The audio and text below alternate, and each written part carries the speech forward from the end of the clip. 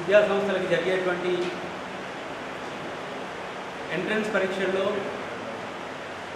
అమ్మకానికి గురవుతున్నటువంటి ప్రశ్నపత్రాల విషయం ఆలోచించినట్లయితే గత 10 సంవత్సరాలుగా దేశంలో బీజేపీ ప్రభుత్వం వచ్చిన నాటి నుంచి ఇవాటి వరకు ప్రశ్నపత్రాలు అమ్మకానికి బజార్లో మార్కెట్లో అమ్మకానికి పెట్టబడతాం. దీని ద్వారా ఏం జరుగుతూ ఉంది అంటే అత్యున్నతమైనటువంటి విద్యా సంస్థల్లో అడ్మిషన్స్ ఇచ్చే ప్రక్రియలో అమ్మకం జరిగి పేద విద్యార్థులు ఆ విద్యా సంస్థల్లోకి వెళ్లకుండా ఒక కుట్రపూరితమైనటువంటి వాతావరణాన్ని ఈ ప్రభుత్వం అమలు జరుపుతాం. అమలు జరపడమే కాదు, రిజర్వేషన్ సిస్టమ్ ఏదైతే ఉందో ఆ సిస్టమ్ కింద కూడా ఈ పిల్లలు ఎన్నిక కాబడకుండా ఉండేందుకు ఈ రకమైనటువంటి లీకేజీలు చేసి ఆ సీట్లకు కూడా ఈ ప్రశ్నపత్రాలు కొనుక్కున్నటువంటి పిల్లలు సెలెక్ట్ అయ్యి ఆయా విద్యా సంస్థల్లోకి వెళ్ళి ఈ విద్యను అభ్యసించిన తర్వాత వాళ్ళు సామాజిక స్పృహ లేకుండా ఆర్థిక దోపిడీకి మాత్రమే పునాది వేస్తూ వైద్య విద్య కావచ్చు, అడ్మినిస్ట్రేటివ్ ఆఫీసర్లుగా తయారవుతున్నటువంటి వాళ్ళు కావచ్చు, ఈ దేశం యొక్క సామాజిక పరిస్థితులను అర్థం చేసుకోకుండా పరిపాలనా విభాగం అంతా కూడా నాశనం అవుతూ ఉన్నది. ఈ రకమైనటువంటి నిన్నటికి నిన్న మనం చూస్తే యూపీఎస్సీ పేపర్ కూడా లీక్ అయి ఓం బిర్లా గారి కూతురు స్పీకర్, ఈ దేశ స్పీకర్ గారి కూతురు ఎక్కడో ఫ్యాషన్ సబ్జెక్టులో చదువుకున్నటువంటి ఆమె ఒక సింగిల్ అటెంప్ట్లోనే యూపీఎస్సీ సెలెక్ట్ కావడం, ఆమె ఐఏఎస్ ఆఫీసర్ అవ్వడం అనేటువంటిది ఎక్కడి దాకా తీసుకెళ్తా ఉన్నటువంటి అంశం.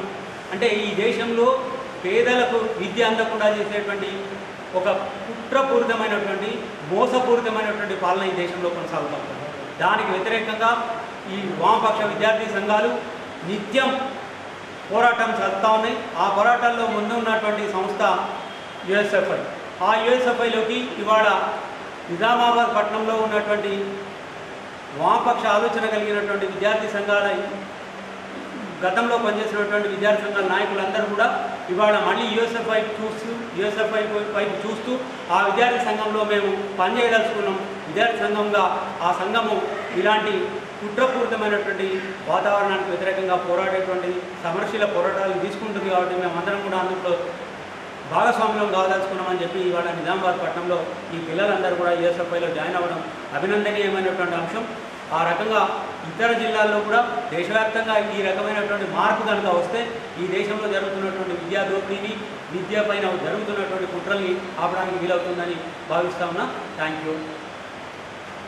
పత్రికా విలేకరుల సమావేశంలో పత్రికా భవన్లో జరిగినటువంటి మీటింగ్లో గత సంవత్సర కాలంగా అనేక విద్యార్థి సంఘాలను పనిచేసి అనేక ఉద్యమాలు చేసినటువంటి విద్యార్థి నాయకులకు యుఎస్ఎఫ్ఐ కండగా కప్పినటువంటి పెద్ది సూరి, నాగరాజు, మహేష్, ఆశీర్వాదం, ఇతర విద్యార్థి సంఘాలకు యుఎస్ఎఫ్ఐ తెలంగాణ రాష్ట్ర కమిటీ సగర్వంగా ఆహ్వానం పలుకుతూ ఈరోజు యుఎస్ఎఫ్ఐ రాష్ట్ర వ్యాప్తంగా దేశవ్యాప్తంగా అనేక ఉద్యమాలు నిర్వహిస్తూ ఇవాళ ముందుకు పోతూ ఉన్నది. ముఖ్యంగా అధికారంలోకి వచ్చినటువంటి కాంగ్రెస్ కావచ్చు, బీజేపీ కావచ్చు, ఈ రెండు కూడా పేద విద్యార్థులకు విద్యను కుట్రలు చేస్తూ ఉన్నాయి. అందులో భాగంగానే తెలంగాణ యూనివర్సిటీకి సంబంధించినటువంటి రెగ్యులర్ వీసీ లేకపోవడం, దాంతోపాటుగా అసోసియేట్ ప్రొఫెసర్ పోస్టులు ఖాళీ ఉండడం, ఇదే నిజామాబాద్ కేంద్రంలో ఉన్నటువంటి మెడికల్ కాలేజ్కి సంబంధించినటువంటి ఫెసిలిటీస్ లేకపోవడం తీవ్రంగా ఇబ్బందులకు గురవుతుందని చెప్పేసి తెలియజేస్తూ రేపు భవిష్యత్తు పోరాటాలకు యుఎస్ఎఫ్ఐ విద్యార్థి సంఘాలకు వచ్చినటువంటి విద్యార్థి నాయకులు సమరశీల పోరాటాలు నిర్వహించాలని చెప్పేసి ఇవాళ తీర్మానం చేయడం జరిగింది.